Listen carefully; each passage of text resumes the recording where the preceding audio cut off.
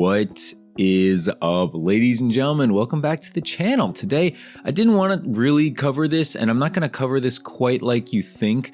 The title is going to be something along the lines of skill-based damage.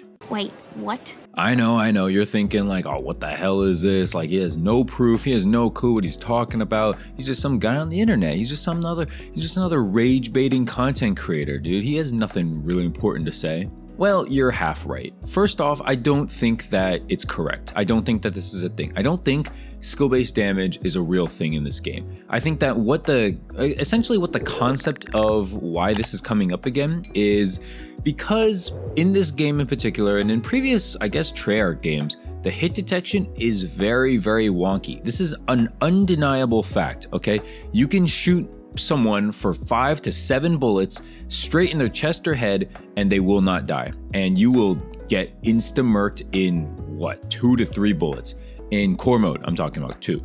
This is an undeniable fact, okay? This is a thing that just happens. You felt it, I felt it. This is not skill-based damage, okay? This is not something that extreme. For skill-based damage to be correct, why would it only affect one person on the map? The theory goes, I guess I should back up real quick. The theory goes as follows. Essentially, like, someone is too good at the video game, right? Someone is too good, and so they nerf your bullets, they nerf your movement in real time. And because of this, you're, obviously nerfed. You're obviously not going to do as well, and you're going to underperform compared to some of the other people that you might play against and shoot against. That being said, how in the world would skill-based damage actually work? Right? Like, what are you thinking? Like, it's just like, oh, this guy went like 45-2 in his last game. We need to nerf him so he has less fun. Why would they actively do that? And how would that even work? Right? Like, that means that the next game, I feel like if this was true, this could be so easily proven, right? Like, so easily proven. There's just like so many tests you could do. All you have to do is like ask any reverse booster, right? Just use their account and then just put that account in another lobby that you're testing. Like, have exclusive ace test the reverse boosting account, and then you can actually just like see the damages in real time. He can slow it down. He can only use like one weapon, one setup for like, I don't know, 20 classes, whatever sample size you want. And this could be easily so disproved. So I'm not going to put any credibility, any credence in this at all. I don't think it's a real thing. I think it is hyperbole. I think it's said and used to drum up views, and that's fine. No issue with that. I just don't think it's a real thing. However, what is a real thing is these terrible hit detection and / time to kill, right? You guys have felt it, all right? It's a real ass thing. I don't understand how this is a thing in Call of Duty still, though. We're in 2024, almost 2025. We are, what is this, like the 15th year of Call of Duty or something like that? I don't even know.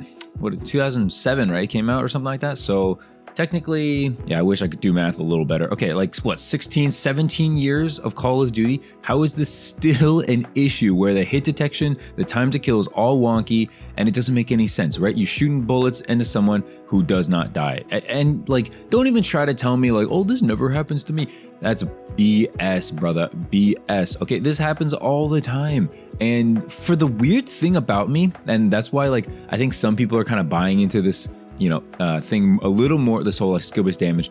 I think that we're buying into it a little bit more is because it seemingly only happens to like one other person on the team, where you're shooting someone and then you just can't quite kill them. And I know I've played in a lot of lobbies with my friends, and I've remarked like, oh, hey, this, username, I can't remember the name right now, something like country or something like that. This username, I can't shoot him, I can't kill him or something like that. And I don't know if it's their hit detection or mine on a specific person. Something about the matchmaking and the ping maybe just isn't matching up, maybe. Got that right. Regardless, man, it is an infuriating thing when that happens. And this is something that Treyarch needs to address, okay? You don't need to fix it today.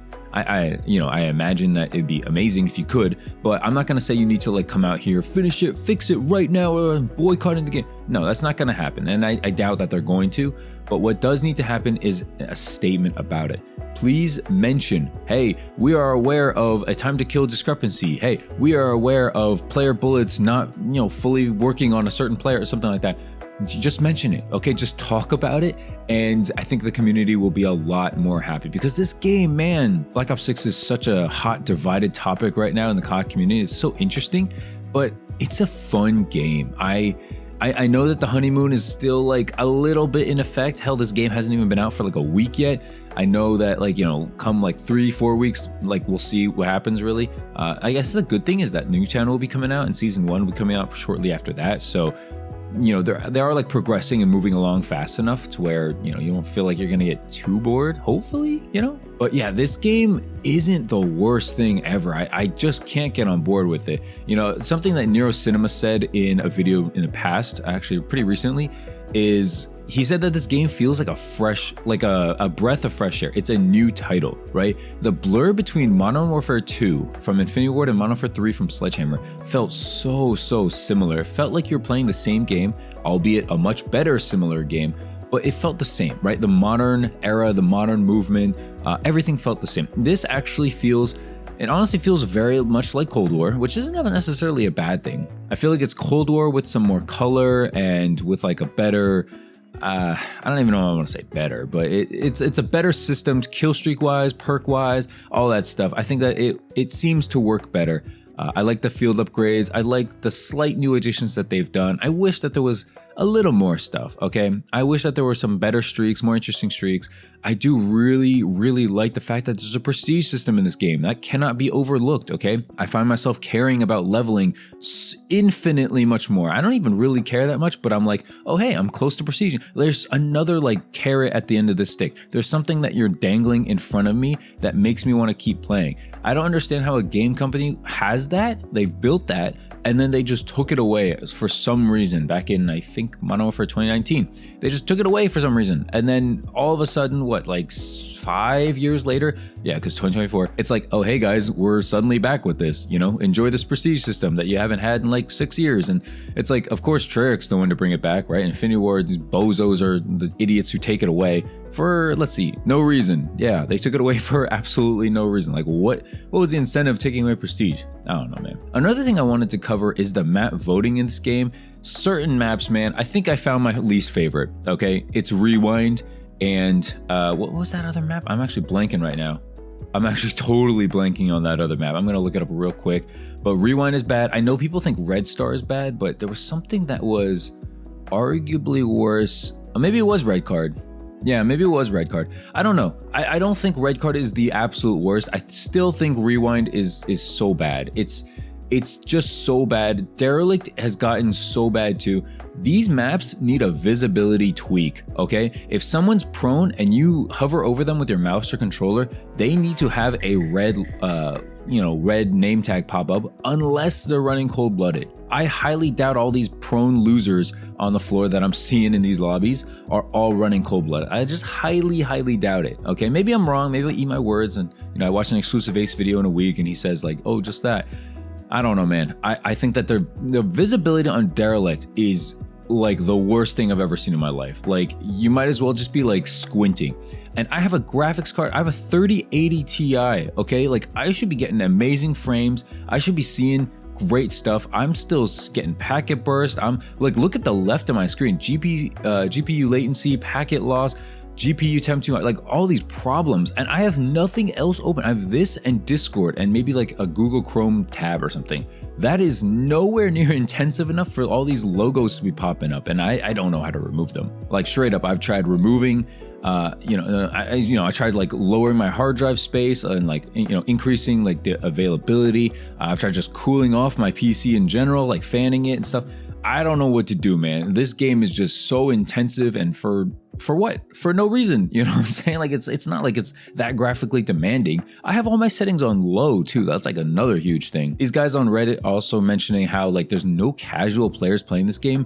That's unfortunately not true. There are. You're just not seeing them because of skill-based matchmaking. If you're a relatively decent player, you're not seeing a single casual player. And that's something I talked about in my previous video. But just so you guys on Reddit know, there are casual players. You're just not in the same not in the same ballpark as them. If you care enough about Call of Duty to go on Reddit, there's like a 90% chance that you're not a casual player. Okay, like if you're caring about like Call of Duty enough to watch these videos, like me, Blame Truth, Gilmore, Fooly, even Ghost of 8 at Loser. Shut up, bitch! Oh my god!